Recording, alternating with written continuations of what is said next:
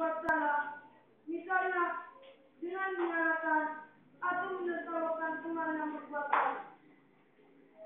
Hal ini mungkin karena sikap iri hati, tapi kita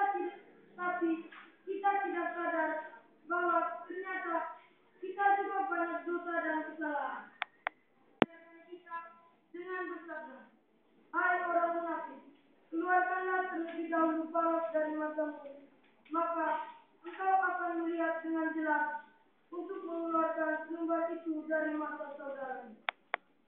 Dapat menjadi inspirasi hidup bagi saya, seorang seminaris, karena kata-kata di atas dapat disimpulkan bahwa saya memiliki banyak kesalahan sehingga harus mengoreksi diri saya sendiri sebelum menghakimi sesama, karena menghakimi teman dengan mengganggu teman.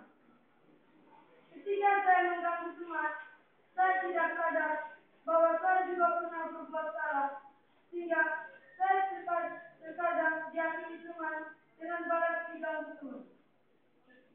Tetapi ketidaksadaran saya malah tumbuh daya menubuh hati saya, sehingga saya terus mengganggu.